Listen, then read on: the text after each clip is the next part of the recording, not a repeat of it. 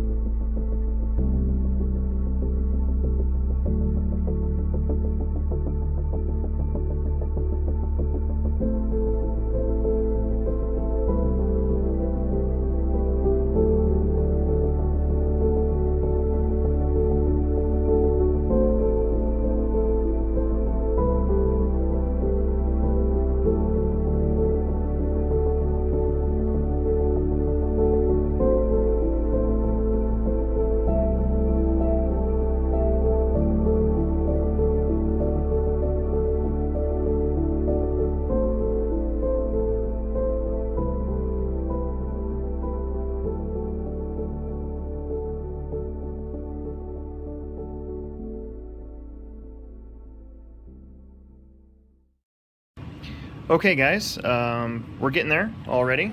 Got the front and rear arms put in place. One thing I did want to show you guys that I ran into is that here on page 4 of your instruction manual for the rear arms, it shows that all these spacers are being used, the 3, the 1, the half, and the 3/10 millimeter.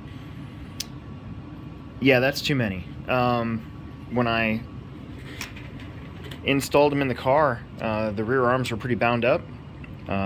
You know, especially with touring car, you don't want any binding at all, and so when I put them in, obviously the arms would basically stick, and so I took them apart and kind of messed with the shimming a little bit. And what I discovered on this one is that if you take out the 1 millimeter and leave in the half and the 3/10 millimeter, you will get a pretty nice fit, really no play, and the arms will be loose. So not a big deal. You know, fit and form might be different from mold to mold, or you know, maybe there would have been a break-in period, but I definitely didn't want to risk having to, you know, completely disassemble the car after I'm done to fix it. Want it to be smooth so it can be fast. We'll move on.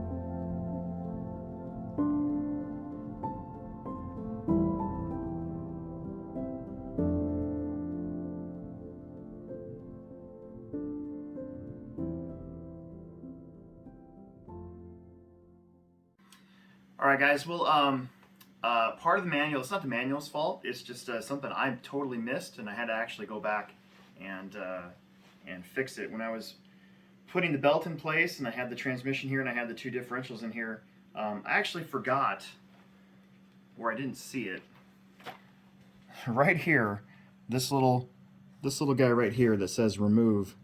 I totally missed it. I missed it on this page, on page 4, and then I missed it on the next page. Where's it at?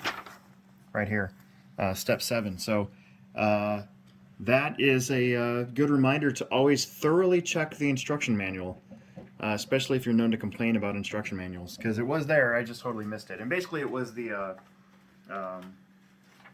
part of the chassis mold, and you have to actually cut those out of there, and then I took and a little bit of sandpaper and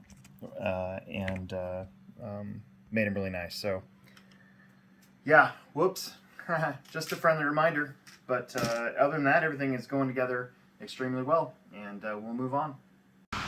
Alright guys, really quick, I just wanted to share what I do with threaded shocks, just to make sure that they're tight enough to not move, but also loose enough so that you don't accidentally take the caps off. Sometimes with threaded shocks, if they're too tight, right, on there, because they normally have O-rings so they don't move, right? But if they're too tight and you go to move them, sometimes you can take the cap with it. I've seen that happen a few times, and you can use this trick on any brand, but this is what I'm doing for this car. So I take a tiny little bit of shock fluid and I put it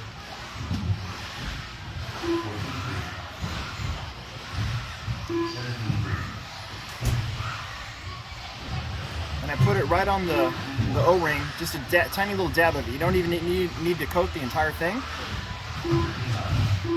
So that way when you put it on, it's loose enough so that you can actually adjust it without having any things that you don't want to have untwist.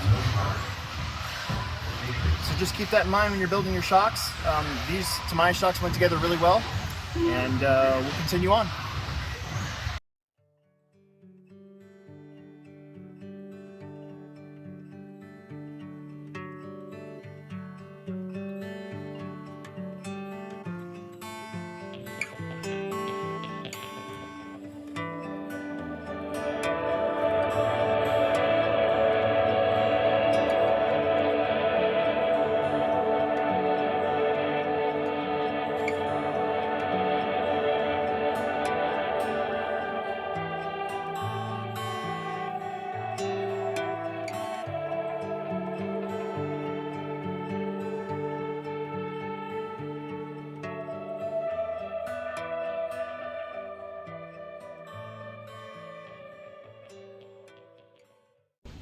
Alright guys, just a quick word. I've almost got this thing ready to go, just the body, really is all that's missing.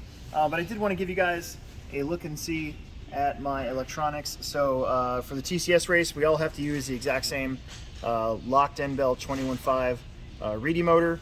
Got my trusty Hobby Wing G2 Elite in there, my Sanwa MT44 and receiver, my ProTech 160T. I pretty much use that servo in just about everything. The reason why I use the T version over the S version, it's just stronger, and 0.08 is still very, very fast for a very torquey servo. Also, the nice thing about this, being the kind of shorter, a shorter servo, all metal cased of course, is that it just gives me just a little bit of extra room to be able to put all my electronics and all my wires kind of tucked in really nice. For this race, we're going to be using our Gens Ace Redline 6000 low profile high voltage pack. I think at this race they still have a voltage limitation that's underneath of high voltage, so the high voltage part's not that big of a deal, but it is a low center of gravity battery pack. The one cool thing about this TA07 battery holder is you can add or take away spacers based on how big your battery is, so I got that spaced so that it holds this thing nice and tight. Tires, of course, I think the rule is that they got to use the same tires, so these are those C2 Tamiya slicks, Tamiya wheels. I I did take it around the track really fast, and even though there's jumps out there on the track, it actually worked really well. I'm excited to get on an on-road course on Wednesday, start racing for the body. We're gonna go with this 1/10 scale, is it Rakiri? I don't know. I'm pretty sure it's a made-up car, but whatever, it's legal. That's all I care about. This is a lightweight one. I think it's gonna look really cool once it gets painted. I'm probably just gonna one color it because I can't paint very good. That's the one part of a hobby that your HobbyPlex show host is no good at.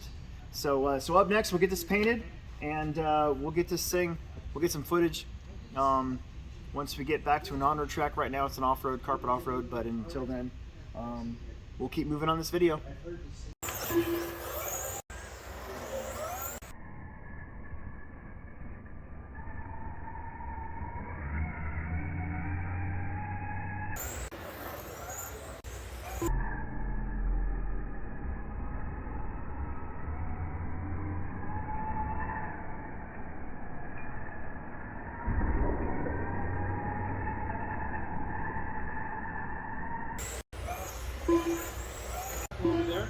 I did.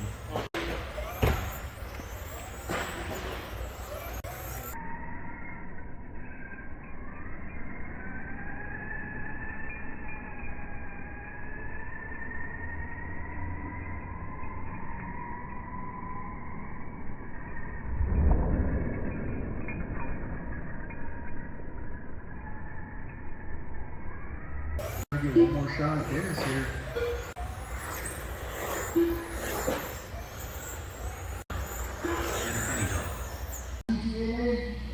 Please start the turn, guys. Here we go.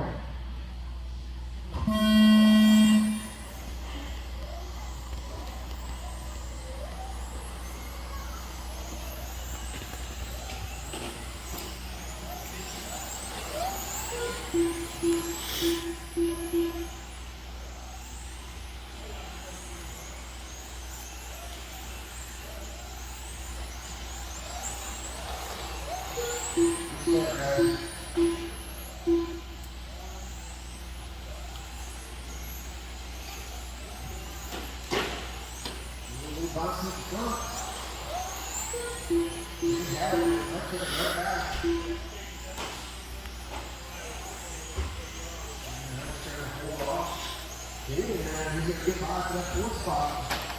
He taps out. Back out.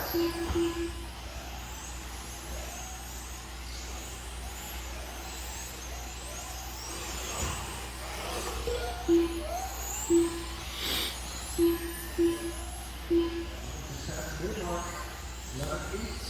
Mark of Jenny. Dennis still keep rights. 11 8 for Jenny. And 1 for Jason. And 52 for Philip that time around.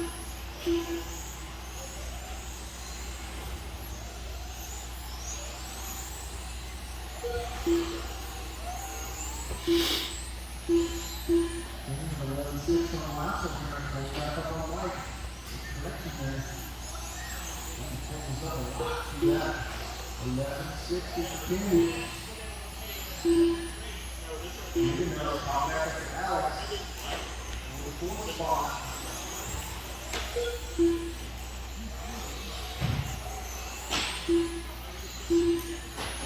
On the inside, tapping over the Arca.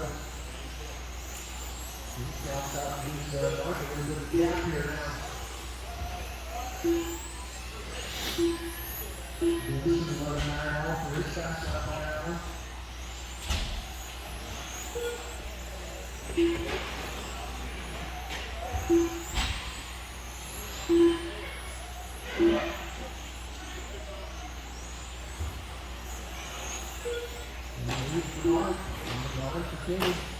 Dennis was 8 last time for his social best. For his fast lap. He's looking right at 12 for Jason.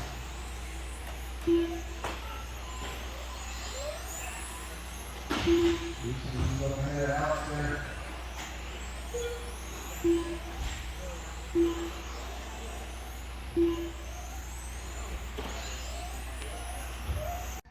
Alright guys, so that's going to conclude the build part of this video. So TA07RR,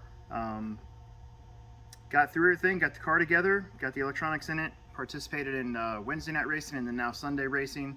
I've got it in the Tamiya GT2 specs. I'm using the appropriate motor, the correct tires and everything. I was racing against USGT guys, running what I'm pretty sure is a little bit faster Gravity RC motor and a little bit grippier tires. Just want to point out that I think the instruction manual is excellent from Tamiya. However, it's different from a lot of like the low C and associated and like techno instructions where everything's done and broken down by steps. With the Tamiya one, there's a lot on the page and it's very easy to miss stuff if you're not careful. I think that's one word of advice I would give to anybody building this car, or pretty much any Tamiya truck really.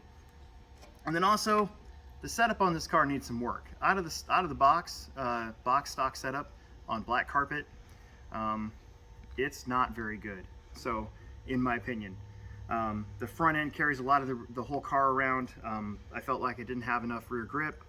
So I did make some significant changes. I raised the roll centers front and rear, threw everything I could at it. Got the gearing about right. I'm actually probably geared a little bit too high, and kind of showed in the race video we took. But we'll get it figured out. The Tamiya race is at the end of this month. It's in a couple weeks, so I got a couple more Wednesdays to get this car figured out. And we'll make a video then on how we do. But until then, I hope you enjoyed the footage that we've gotten here. And yeah, look forward to another one. Make sure you subscribe, like, tell your friends, and we'll make another video for you soon.